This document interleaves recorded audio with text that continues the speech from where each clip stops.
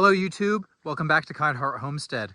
My name is Ben and I'm here on our off-grid property in the mountains of Virginia. You can see behind me, we have our garden, we have our outdoor camp kitchen, the camper, and our solar shed. And this episode continues the series of our solar shed building. You know, I've been working on this for over a year and I was hoping there would be less than 50 episodes, but I just keep finding more and more stuff to do in there.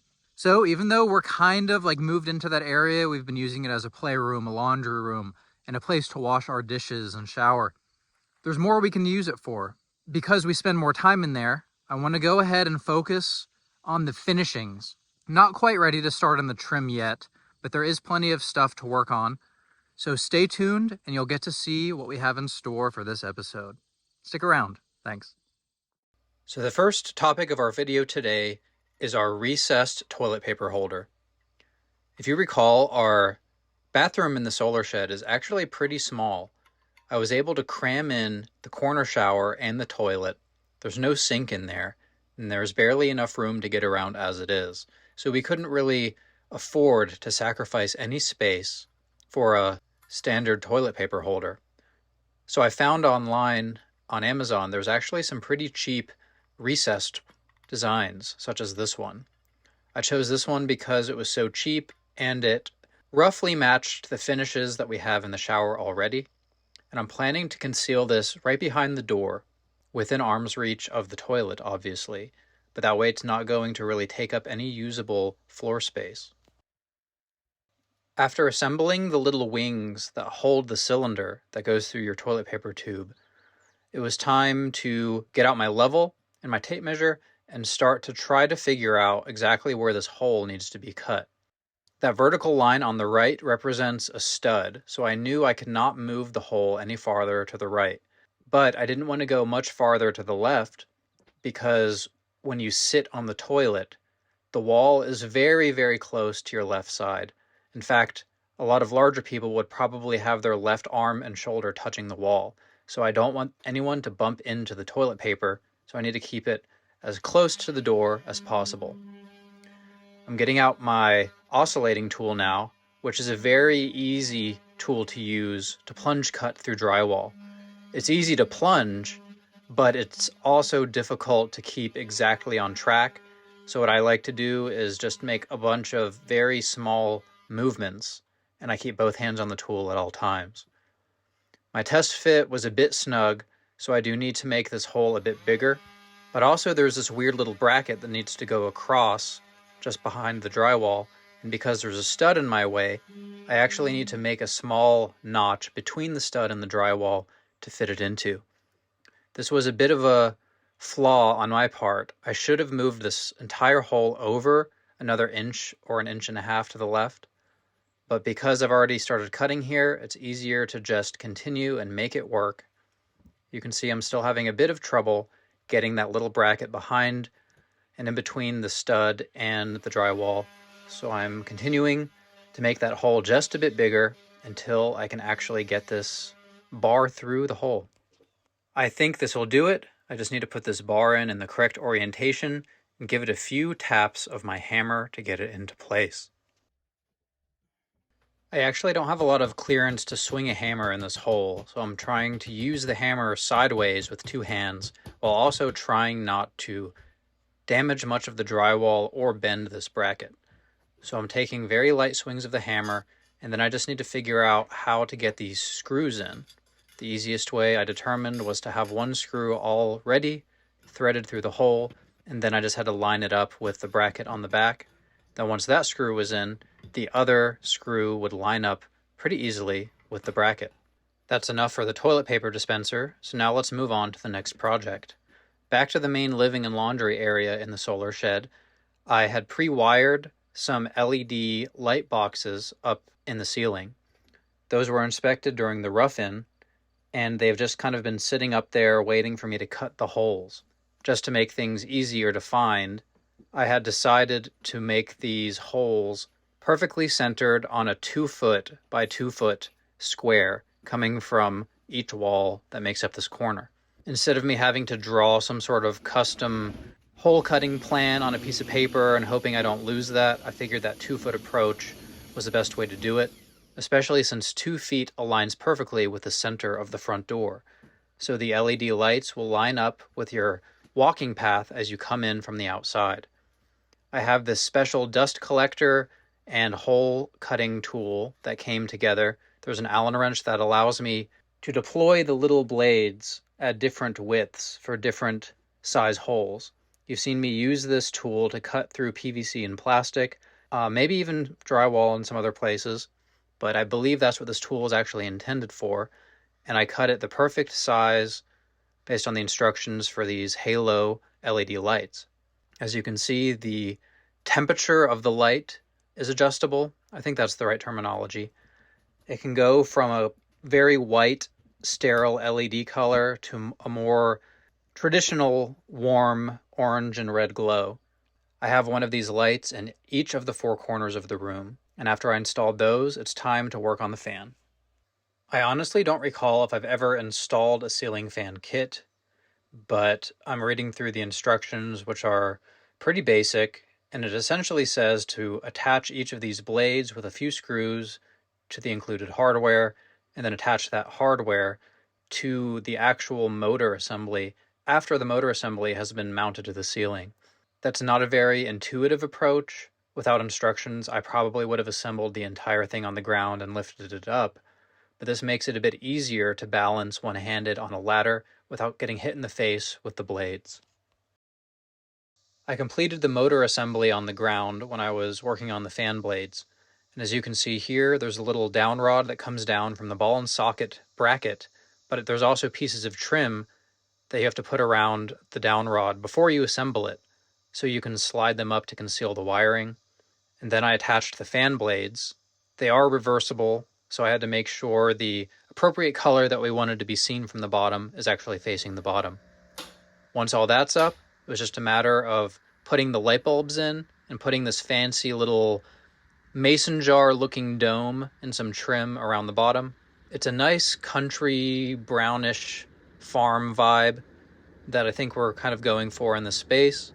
I do enjoy exposed wood grain, so even though this is probably a fake version of wood grain, it still looks pretty good for the space, and I like how that dome does look like old glass to make it more of an antique looking style.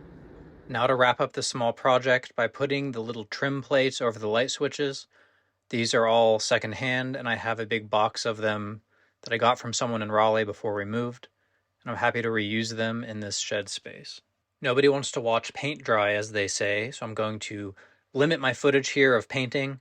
You saw all of my procedures when I recorded the bathroom footage, so you can assume I'm doing it the same way. Basically, I'm cutting in against the ceiling with a brush to try to make sure I don't get any of this colored paint on the ceiling, and then I do the rest with a roller. Angie chose this gray type beige color, and I think it looks pretty good on the walls, and it's a nice contrast from the floor to the wall to the ceiling. After that, I need to install the rest of the plug receptacles. I do have a box of secondhand ones, but they're not tamper-proof. I like the tamper-resistant ones in any space that Cedar's going to be spending any time in, because he tends to explore and pull on things and stick his fingers in things, and I don't want him to have any sort of risk of electric shock. So I did buy a contractor pack of 10, but I only need 7 for this project, so I'll keep the rest of them for our house build. Time for the feature of this episode, which is our raised laundry pedestal. Rather than purchasing a prefabricated one from the manufacturer of our washer and dryer, you know, those little drawers that you typically see, we wanted ours to be raised up and open so we can slide hampers underneath. I'm going to use these black iron pipe risers as legs. So I bought a bunch of these 3-inch long Timberlock screws with a big washer head, and this is going to allow me to attach the ledger board of my laundry pedestal to the wall. I'm essentially framing it kind of like a deck where the ledger board attaches to all the vertical studs so the load can be transferred. But I'm using these black iron pipe risers as legs because there's no ledger board that can go across the front. Typically, people who build one of these pedestals does it kind of like conventional built-in cabinetry, where there's trim and things terminate against the floor. I don't want anything against the floor because we want to be able to maximize the storage space underneath. And we can't simply raise the pedestal because that entire wall is full of electrical and plumbing lines that cannot be moved. So there's basically one exact spot that I've already drilled where the dryer vent can go through the wall. And based on the height of the dryer vent output on the back of the dryer, we only have like 1 inch of wiggle room that we can possibly move this pedestal. Essentially, these legs need to be as close to 12 inches as possible, which means I really need to crank down the fittings. And because they're not attached to anything, it's really difficult to get the amount of leverage I need. So I got out the sawhorse. I'm going to temporarily use the timber lock screws to attach the nailing flange at the end of these pipes to this, attach the other end to a 2x4 and crank it. So let's see how that works. This ended up barely working. I had to put my body weight on the sawhorse sometimes to prevent it from flipping over because I needed to get a couple more cranks out of it. And I'm continuously using my tape measure to see how close I am to the 12-inch height. If I had something sturdier like a permanent wall or a longer fulcrum, which would have been a longer 2x4 scrap, that would have made it a bit easier, but I didn't want it to hit the ground and bottom out during the spinning. So here's a close-up of the completed legs. They're all within about 1/8 of an inch from each other, and I'm actually going to use that to my advantage because the floor is not perfectly level.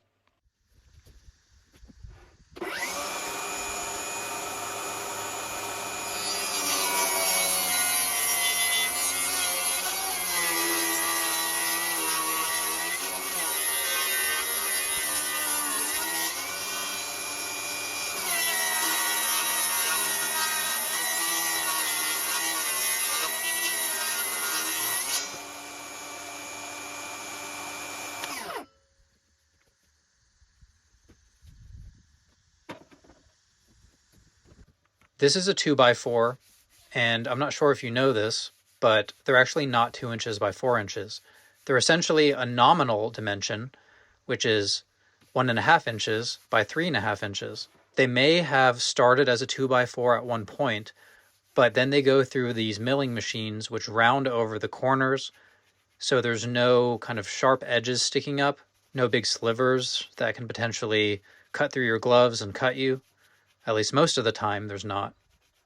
What I like to do when I'm using a 2x4 for finished carpentry is to rip one of these rounded edges off.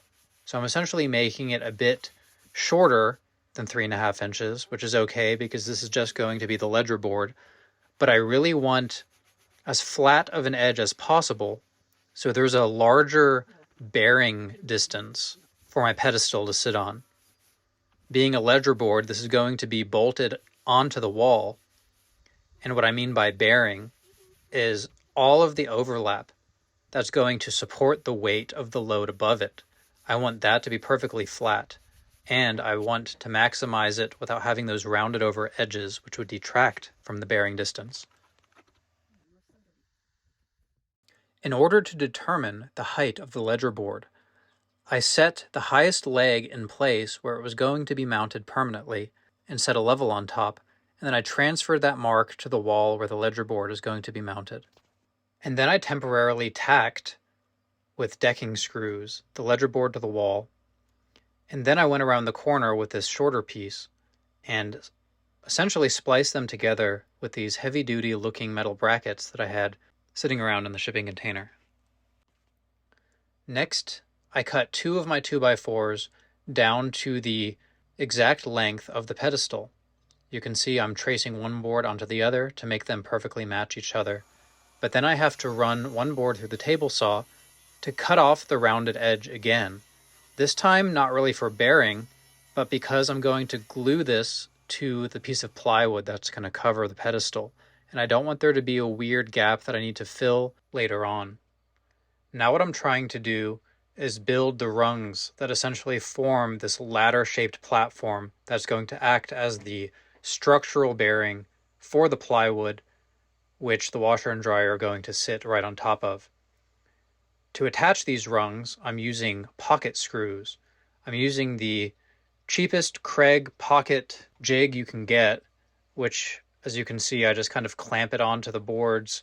And this basically just gives me a consistent method of drilling a hole at such an angle that it would almost be impossible to do freehand.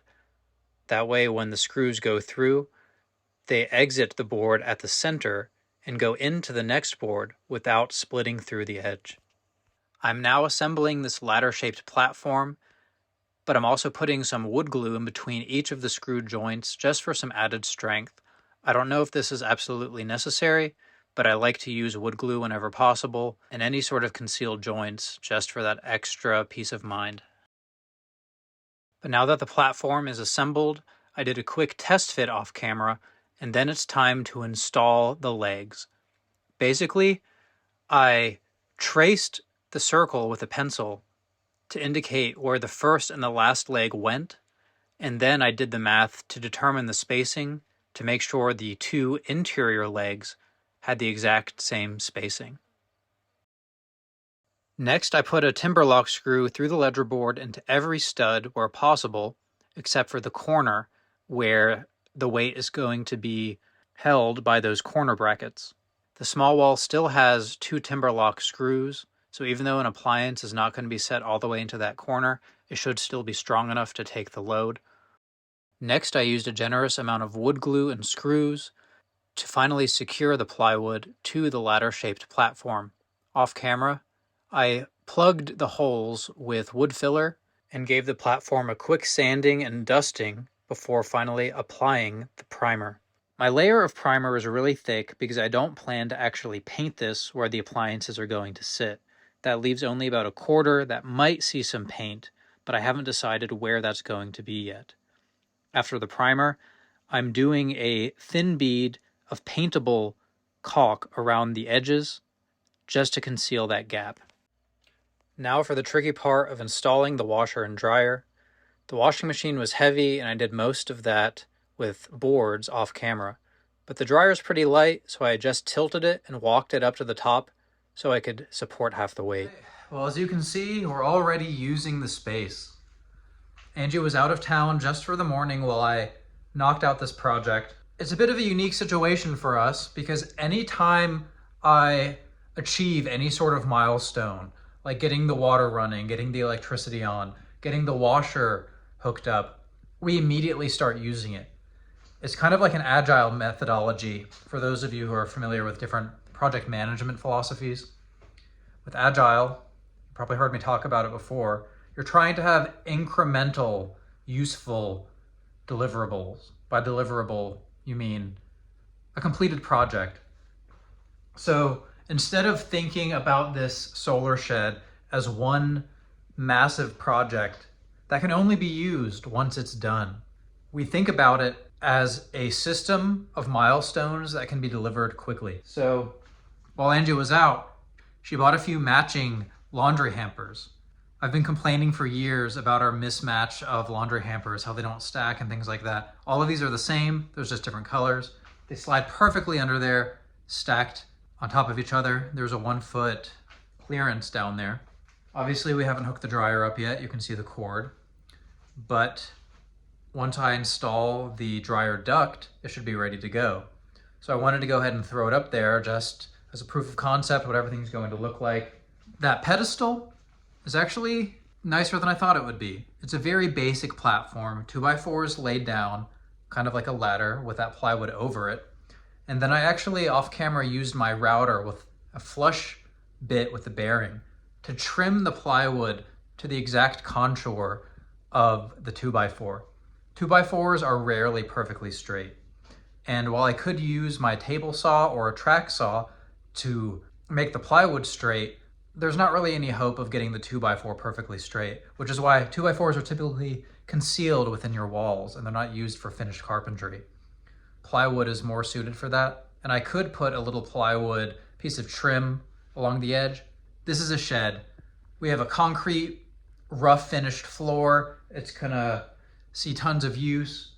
We already have like some scuff marks and some paint issues. So this is essentially just like a rugged space that we're using a lot right now because we don't have a house. But once the house is built, we might not use this space every day. We'll see how it goes. Eventually, we might move the washer and dryer into the laundry room in the house.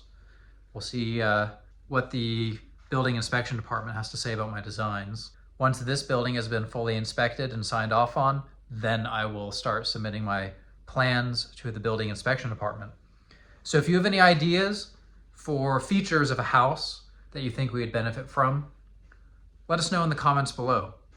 If you have any feedback about our laundry pedestal, if you have any inspiration you want to send us about how you used your laundry pedestal, I have some tools shoved in the corner, but the pedestal goes all the way to the edge in case we wanted to put a laundry hamper up there or something else.